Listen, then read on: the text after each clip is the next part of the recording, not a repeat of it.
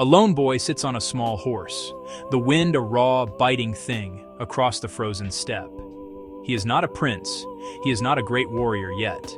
His name is Temujin, and his early life is one of hardship and betrayal.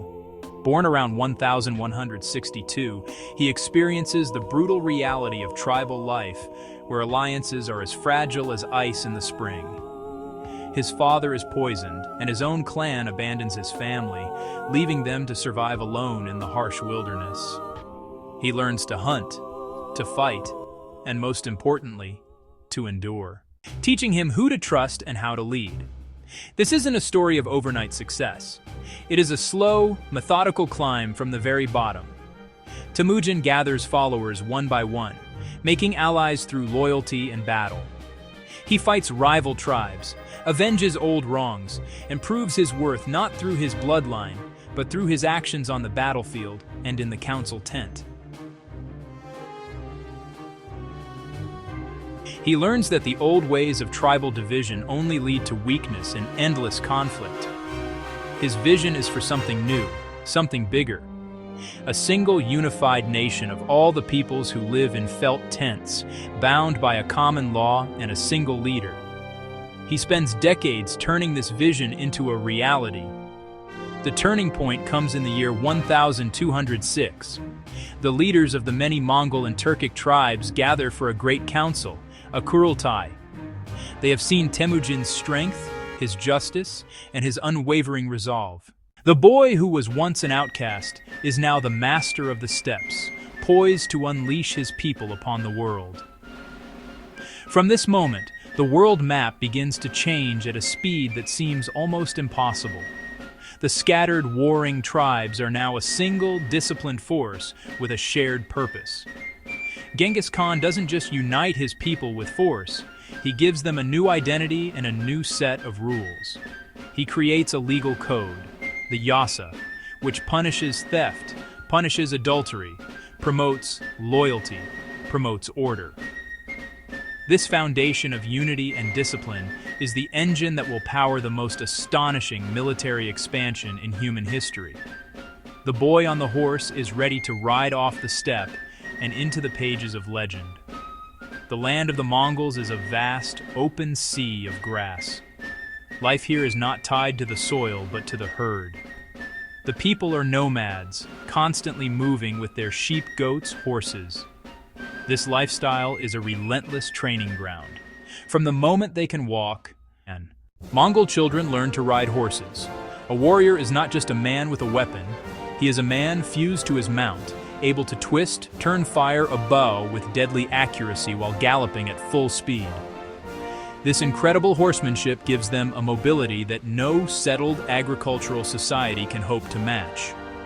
It is the core of their military advantage. Genghis Khan harnesses this raw talent and forges it into a revolutionary fighting machine.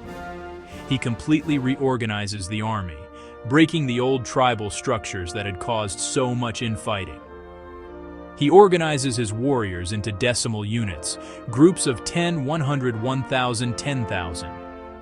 Loyalty is no longer to a clan chief but to one's commander, and, ultimately, to the great Khan himself.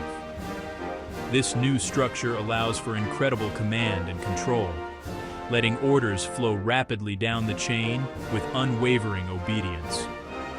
Promotion within this new army is based on skill. This meritocratic system inspires fierce loyalty and encourages every soldier to fight with maximum effort. The army trains relentlessly, practicing complex maneuvers in massive hunts that serve as large-scale military drills. They can ride for days on end, sleeping in the saddle, surviving on dried meat, fermented mare's milk. Their toughness is legendary, allowing them to cross deserts, mountains, frozen rivers that other armies would consider impassable. Discipline is absolute and brutally enforced. If one man in a unit of 10 retreats without orders, all 10 are executed. This fosters an unbreakable sense of brotherhood and collective responsibility on the battlefield. The Mongol army is not a disorganized horde. It is a sophisticated and highly disciplined professional force. It moves with a speed and coordination that leaves its enemies bewildered. They can cover up to 100 miles a day, appearing as if from nowhere to strike vanish. The Mongols do not simply overwhelm their enemies with numbers, they outthink and outmaneuver them with brilliant and terrifying tactics. Their primary weapon is the composite bow, a powerful piece of engineering horn. Wood, sinew. It has a longer range and greater penetrating power than most bows of the era. A volley of arrows from 1,000 Mongol horse archers is like a storm of death capable of breaking an enemy formation before the main clash of battle even begins. This devastating ranged attack is central to their strategy, allowing them to weaken their foes from a safe distance. One of their most famous and effective tactics is the feigned retreat. Mongol horsemen would charge the enemy, engage briefly, and then pretend to break and flee in disarray. Lured by the prospect of an easy victory, an undisciplined enemy army would often break formation and give chase. This is the moment the trap is sprung. The fleeing Mongols would suddenly turn on their horses, firing arrows back at their pursuers. Other Mongol units, hidden on the flanks, would emerge to encircle and annihilate the now disorganized foe. It is a deadly psychological and tactical maneuver that they use to perfection time and time again. Psychological warfare is another key weapon in their arsenal. The Mongols cultivate a reputation for terror. Before attacking a city, they often offer terms: surrender and be spared, resist and be destroyed. If a city resists, the Mongols show no mercy. They carry out mass slaughters, using the survivors to spread tales of horror to the next city in their path. This fear often does the fighting for them. They understand that the fear of war can be more powerful than war itself. Genghis Khan is also a master of adaptation. The Mongols are riders of the open plains, not experts in siege warfare. But as they encounter the great walled cities of China-Persia, they learn quickly. They capture engineers and skilled craftsmen and force them to build siege engines, catapults, battering rams, early gunpowder weapons. They become masters of taking down fortifications, diverting rivers to flood cities, and using every tool at their disposal to achieve victory. The Mongols are not just conquerors, they are relentless students of war. With a unified people and a perfected war machine, the conquests begin at a breathtaking pace. The first major target is the Jurchen-led Jin dynasty in northern China. This is a long and brutal campaign. But by 1215, the Mongols have sacked the Jin capital of Zhongdu, modern-day Beijing. They then turn their attention westward, toward the powerful Khwarezmian Empire, which controls much of Central Asia and Persia. When a Khwarezmian governor foolishly kills Mongol envoys, Genghis Khan unleashes the full might of his army in a campaign of revenge and conquest that becomes legendary for its speed and ferocity. The Mongol invasion of the Khwarezmian Empire between 1219 and 1221 is a masterclass in strategic warfare. Genghis Khan divides his army, sending columns across vast deserts to strike multiple targets simultaneously, preventing the enemy from concentrating its forces. Great and ancient cities like Samarkand and Bukhara, centers of Islamic culture and learning, are captured. The destruction is immense, but the military achievement is undeniable. In just a few years, a vast and wealthy empire is wiped from the map, its territories absorbed into the rapidly expanding Mongol domain. The scale of the Mongol Empire becomes truly staggering. It grows to become the largest contiguous land empire in human history. To put its size into perspective, at its peak under Genghis Khan's successors, the Mongol Empire covers over 24 million square kilometers. That is more than 3 times the size of the Roman Empire at its greatest extent. It stretches from the Pacific Ocean in the east to the plains of Hungary in the west, from Siberia in the north to the Himalayas in the south. A single political authority rules over a fifth of the world's landmass.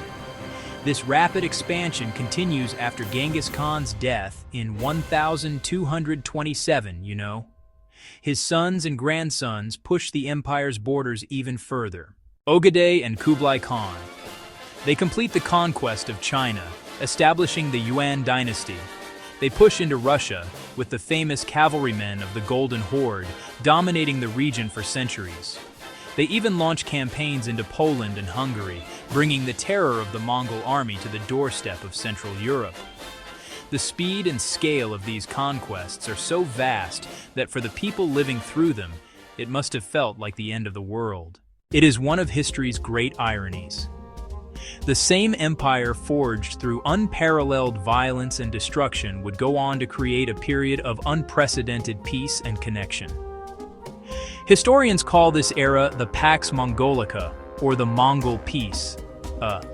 It is a century, from the mid-13th to the mid-14th century, when the vast territories under Mongol rule enjoy a period of stability, security, safe travel. The Mongols, having conquered the world, now police it. They are harsh rulers, but they are also pragmatic. They understand that a peaceful empire is a profitable empire. The most significant consequence of this peace is the flourishing of the Silk Road. For centuries, this network of trade routes connecting east and west had been fragmented and dangerous. Under the Mongols, the entire length of the Silk Road, from China to the Black Sea, is controlled by a single power. The Mongols establish order, make the routes safer than they have ever been. Caravans carrying silk, spices, porcelain, other precious goods can now travel with a degree of security that was previously unimaginable. It is said that a maiden carrying a nugget of gold could walk from one end of the empire to the other without fear. The Mongols also create a system that acts like an early international passport. They issue metal tablets, known as paisa, to merchants, to envoys, to other important travelers. These tablets, inscribed with the authority of the Great Khan, guarantee the bearer safe passage lodging provisions throughout the empire. A merchant from Venice, like the famous Marco Polo, could carry a paisa and travel all the way to the court of Kublai Khan in China. This system dramatically reduces the risks of long-distance trade and encourages commercial and cultural exchange on a massive scale. This newfound safety and mobility lead to an extraordinary transfer of goods, ideas, technologies across Eurasia. Gunpowder printing make their way to Europe. Spices from India reach Western kitchens. European craftsmen missionaries travel to the East. It is a period of globalization long before the term existed. The Mongol peace, born from conquest, effectively shrinks the world, connecting distant civilizations in ways that would have profound and lasting effects on the course of human history. To rule a truly colossal empire, you need more than just a powerful army. You need information. You need to be able to send orders, receive intelligence, and move officials quickly across immense distances.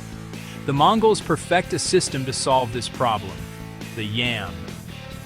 This is a highly organized and incredibly efficient postal relay system, a sort of Pony Express on a continental scale. It is the nervous system of the empire, allowing the Great Khan in his capital to communicate with his generals and governors thousands of miles away with astonishing speed. The yam consists of a vast network of relay stations, positioned roughly every 25 to 30 miles along the major roads of the empire. Each station is stocked with fresh horses, food, and lodging for official messengers. A rider carrying an urgent message gallops from one station to the next, where he immediately receives a fresh mount and continues his journey without delay. These messengers ride day and night, in all weather, covering distances that seem impossible. It is said that a critical message can travel up to 200 miles in a single day, a speed unheard of in the pre-industrial world. This system is not just for official government business. It is also used to transport goods, move personnel, and provide a logistical backbone for merchants and tribute collectors. The efficiency of the yam ensures that the empire, despite its size, remains connected and manageable. News from a battle in Persia can reach the Mongol capital at Karakoram in a matter of weeks, not months. This allows the Mongol leadership to react to events and make decisions with a speed that gives them a constant strategic advantage. The Yam is the invisible force that holds the sprawling empire together. The existence of the Yam highlights the Mongols' genius for organization and administration. They are not simply chaotic barbarians. They are sophisticated managers who understand the importance of logistics and communication. By building and maintaining this incredible network, they facilitate not only their own rule, but also the broader flow of commerce and ideas that defines the Pax Mongolica. The thundering hooves of the Yam riders carry more than just imperial decrees. They carry the very pulse of a newly interconnected world, linking cultures and economies in a way that had never been done before. Like all great empires, the Mongol Empire could not last forever in its unified form. After the death of Kublai Khan in 1294, its immense size and internal rivalries proved too great to manage. The empire gradually fractures into 4 successor states, known as the Khanates. These are the Golden Horde in Russia, the Ilkhanate in Persia, the Chagatai Khanate in Central Asia, and the Yuan dynasty in China.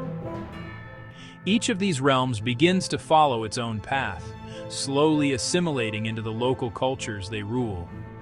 The Yuan dynasty is eventually overthrown by the native Chinese Ming dynasty, and the other Khanates eventually dissolve or are conquered.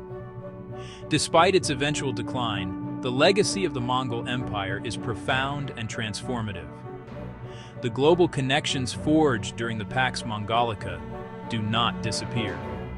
The trade routes, the exchange of technologies like gunpowder. The Black Death also travels along these same routes, a devastating reminder of the downside of global connectivity. But the world after the Mongols is a more interconnected place, setting the stage for the European age of discovery that will follow. The Mongols themselves are a study in contrasts. They are known for their brutality in war, for the cities they razed and the populations they slaughtered. This image of the bloodthirsty barbarian is a powerful part of their story. Yet within their own empire, they establish a rule of law, the Yasa.